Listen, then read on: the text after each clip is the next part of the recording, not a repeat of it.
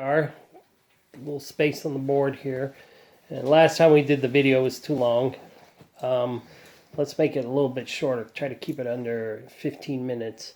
You know, how big is the universe and how is everything in that? Kind of explain it like you were just explaining it to a bunch of kids, like 6th graders. It's going to be a little rough. All right. So just simplify it. The universe is 13.87 billion years old. Ooh, I said 13.75. I'm wrong. Oh, I got it wrong. Gotta memorize these things. Yeah, I know. Okay. I thought I did really good with it. We'll round this up to 13.9. Light years. No, this is years. 13.9 billion years old. Years. So, of course, one would expect, the universe is 13.9 billion years old. Well, you would expect, by doing the math, that at most the universe could be the size of 13.9 billion light years in both directions. Right. That would be the logical assumption. 27.8. 13.9 times 2, well, 27.9. So 13.9, and then here we are, 13.9, and then, 27.8 would be our total. Right. In billions of light years, so B-L-Y. So that would be the logical assumption. Right. But, of course, you can't do that because we know that the universe is expanding. So, we have a constant expansion rate. That's you don't need to worry too much about it, but, let's say it's expanding at 5 feet a second. Well, if I have 1 cubic centimeter here and it's expanding at 5 feet a second, then this adds 5 feet a second, and then another 5 feet in the next second. But if I put 2 next to each other, then they're adding 10 feet a second, and so on and so on, right? So this is basically the whole parsec thing, right? Yeah, it is. There's a speed. It's 80 kilometers per second per megaparsec. So that means if I have 1 megaparsec, 80 kimeters a second right. to 160. But so that's not important. What is important is that if we look to the edge of these points, yes, this is where it was 13.9 billion years ago.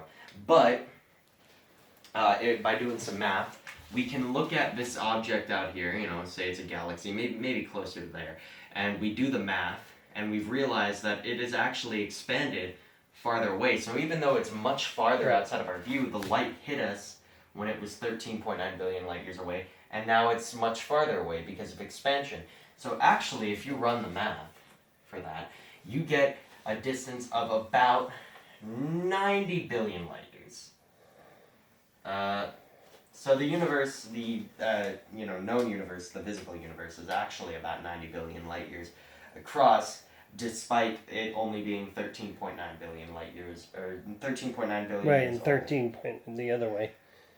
Basically, just saying that from one end, or from what we see, what we're getting as information, it's already moved. By the time we're getting it, it's 13.9 billion years already gone. Yep. And moved. All right. Okay, so what is our solar system called? Our solar system? Our solar system? That's what it is. Okay, and then what's the next solar system over? The next solar system over. The nearest star, I believe, last time I checked. Other than the sun, of course. What's it? I think it was Alpha Canis Majoris, although I could be wrong about that. I believe it's Alpha Canis Majoris. It's, something like that. I think that's our nearest neighbor. No, Alpha Centauri, there you go. Alpha Centauri is the nearest star about 4 light years away. Okay. So, that's what it is. And that one's not moving away from us at an expensive So, rate. just to translate it, if you could fly at the speed of light, it would take 4 years to get there. 4 years from everybody else's perspective. From your perspective, you arrive almost instantly. That's because of relativity. Okay, well, we're not going to go into that. Yeah, we're not going to go into that, but yeah. It would take 4 years to get there. From our perspective, I'm not moving, but the person moving, it would be just like I just got there. Yep. Wow. All right. So what's in between our solar system and the other solar system? There's like a big gap, right? That's called the stellar medium. Stellar medium. So What is stellar medium is very, very low density. Between any two stars, it's 4 light years. Between any two stars, there is a vast distance, of course, and in between them, you get dust particles, floating around. You'll get hydrogen particles, maybe a couple asteroids here and there, maybe a rogue planet or two. Not very likely, Right. but they exist. So you have all these things scattered about, and the thing is these are hundreds of millions of miles apart. right? They're not anywhere near one another. They're so unbelievably separated. So just a lot of empty space. But Yep. is that where the dark matter comes into play? dark matter is just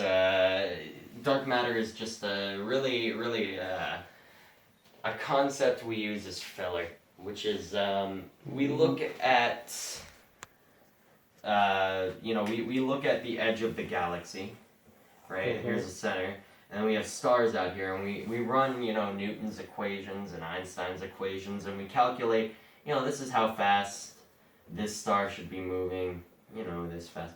But really, we find that it is moving much faster than it should be moving. It's clearing significant distances that it should not be clearing, so we chalk it up to dark matter, which is there must be some unaccounted for matter in this right. place.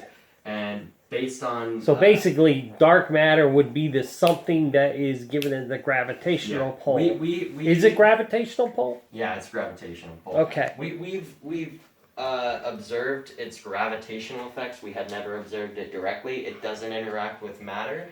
Not normal matter anyways. It interacts with other dark matter. So we have no clue what it is. All right. And then what do you believe is at the edge of the universe? More universe. More universe. Yeah. So then there would be more than one universe. I venture to conclude that it's all the same universe, because universe by definition means... So then are you everything saying exists. the universe is infinite? It might be. There are 3 accepted possibilities in science. There is the flat universe, which is the one universe that stretches on forever. Right. In every single direction. The negative curvature universe, which is if we were on the outside of this, but obviously it would curve around into a circle. Okay. But we would be on the outside of this, and it would be a 3-dimensional sphere. Okay. But on the outside, and then we would have the positive curvature, which is this is positive curvature, this is negative curvature, and basically it either loops or it expands forever, it goes on forever, and that's that.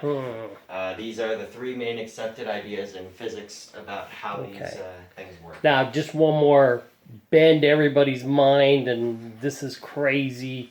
We all came from one singularity, one point that was so infinitely small. Infinitely? Is that a good way to say it? It depends on the physicist you're talking to. Okay, talking to you.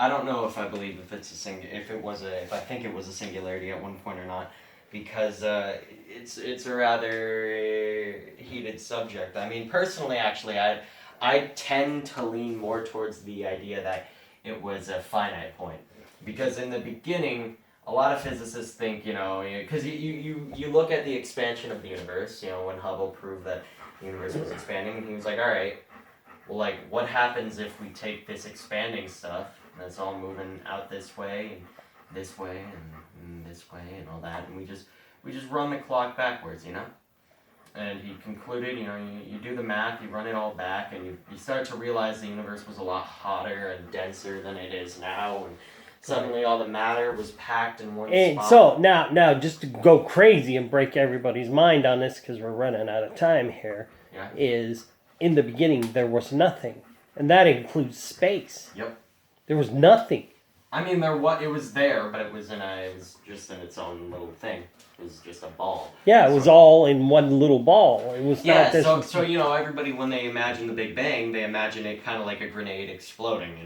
All this matter goes flying out into space, and then you have this big. Right, but the space did not exist. In actuality, the universe was not exploding; it was expanding. All the matter was expanding outward, and space was expanding with it. So the Big Bang is really not the correct.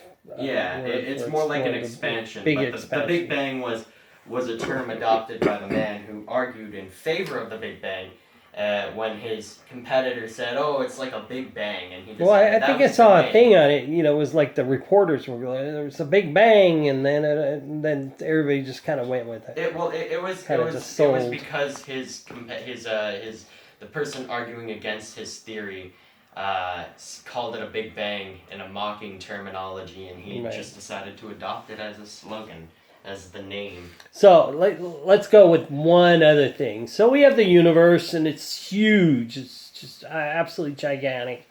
And then you have the Earth. And then we have these in quantum physics, you go down to quarks and leptons, right? Yeah, you're really just dealing with any small particle. But that's the smallest one, right? Yeah, those are fundamental. And that is so small that if you took the Earth and you took a speck of dust floating in the air, the speck of dust would be the halfway point between the Earth and what we know is the smallest thing. Am I correct? Quarks and those sorts of particles are considered to have no size. Oh. Electrons, which are fundamental particles, all fundamental particles, quarks, electrons, all that, they're considered to have no size. They're considered to be zero volume. Wow. They're considered to be point particles, zero-dimensional. But, they move in three-dimensional matters. At least, in the standard particle But physics. then would my statement be correct? I guess, although it wouldn't really be a halfway point, it'd be more like an infinitely far away point. Okay. So. All right. I just wanted to put a mind-blowing thing in there. Anyways, so that's it. Hopefully people get something out of this. Yeah. Thanks.